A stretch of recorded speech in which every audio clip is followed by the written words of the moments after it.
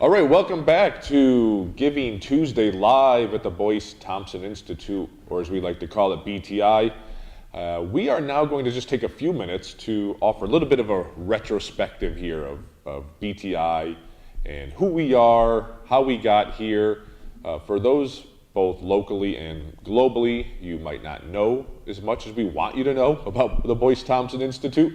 So this is a little opportunity to do that over the next 10 minutes or so. So we're going to move through some slides quickly here and try to give you a little bit of a background as to how this place was founded and what the mission of the Institute was from the beginning and how we continue to make good on that mission and vision as we work tirelessly here to support agriculture, the environment, and human health.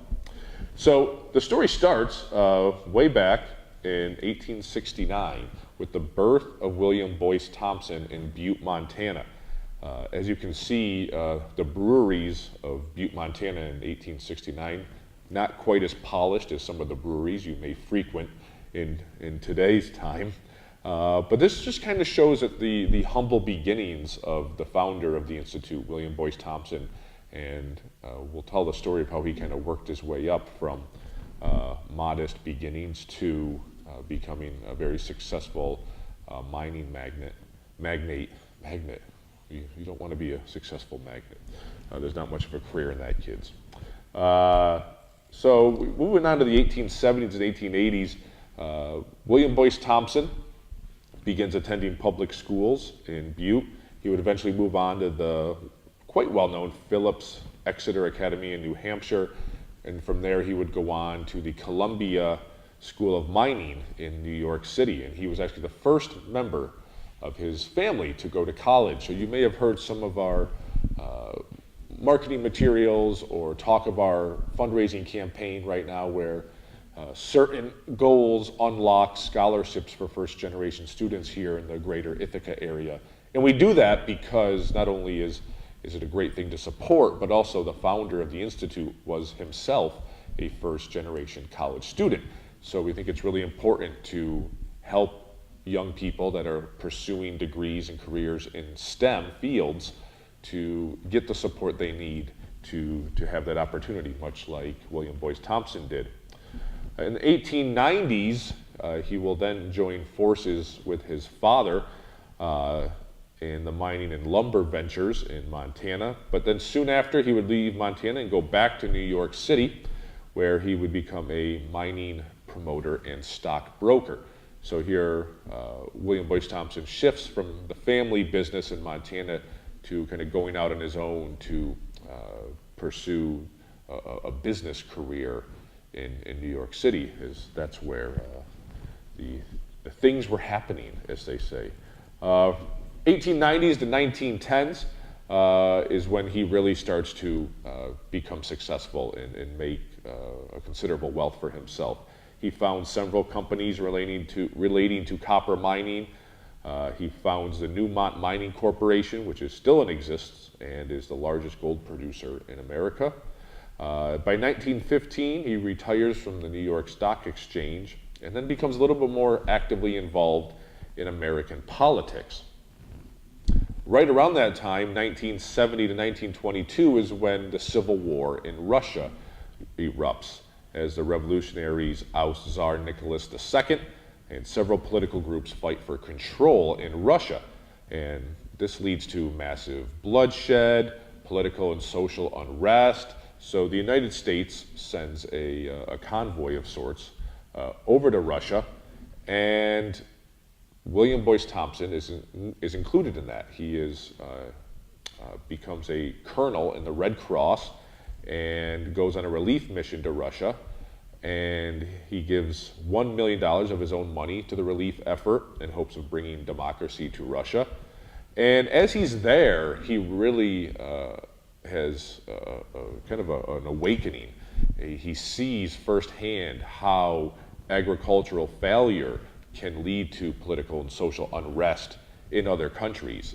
And it's a bit alarming for him as he feels the United States itself is not investing adequately in agricultural research to make sure that it can overcome any of these potential issues.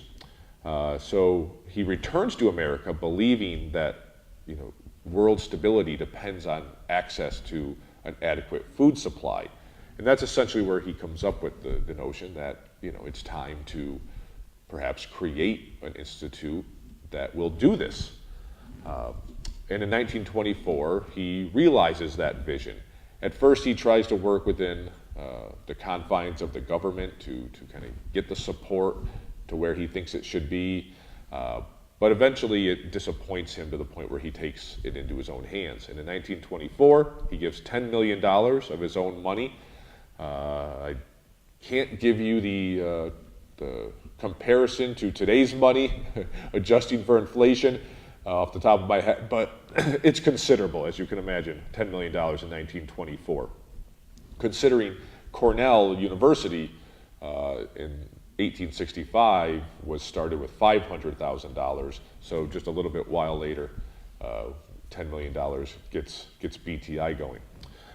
So the Institute is built in Yonkers, New York originally, right across the street from William Boyce Thompson's mansion, and which is now on the National Register of Historic Places in Yonkers, it was added in 1982. And this institute is kind of pitched as the Rockefeller Institute for Botany. The Rockefeller Institute was a famous kind of human medicine institute at the time in New York, and this was the plant science equivalent. And William Boyce Thompson really believed that anything you could discover within the plant sciences would be extremely beneficial to the human population. This next slide, you just see a letter he received from then President Calvin Coolidge. William Boyce Thompson always seemed to have the ear of who was in the White House, at least once he became incredibly successful. In the 1924 to present, we are now over 90 years of discovery research at the Boyce Thompson Institute. You can go back to Yonkers now, and the original home of the Boyce Thompson Institute is now a beautiful mixed-use facility. But within that facility are several museum-type exhibits dedicated to the history and memory and the discoveries made by the Boyce Thompson Institute while it was in Yonkers from 1924 to 1978. And over that time, many great discoveries were made, as you can see from some of these photos. And in 1978, BTI comes to Cornell. The local, the buildup of Yonkers and the increasingly urban feel of the community was having negative impacts on a lot of the environmental research BTI was doing. So at that point, they knew it was time to find a home within a university. At first, it looked like we were on our way to Oregon State, but then Cornell and New York State made a more generous offer, and BTI came to Cornell in 1978, fall of 1978, 40 years ago this fall. We opened our doors here at Cornell, and it was important for the long-term sustainability of the Institute. And while we are on the Cornell campus now, we remain an independent research institution. We have our own endowment, so things like Giving Tuesday are important to us as we try to support that endowment, and which supports the research within our building. And the mission continues. Today we are 110 researchers from 40 different countries. So we have quite the global footprint as we continue our pursuit to support agriculture, the environment, and human health in everything that we do here. Lastly is a brief video that kind of overviews a lot of what I talked about, including some quotes from the founder himself. So I will hit play on that right now.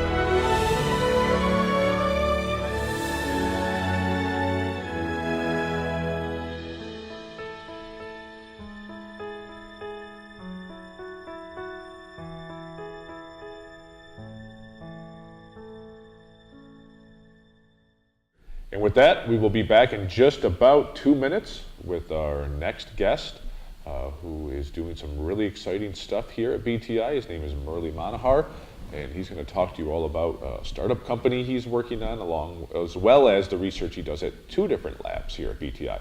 We'll be right back in just 2 more minutes.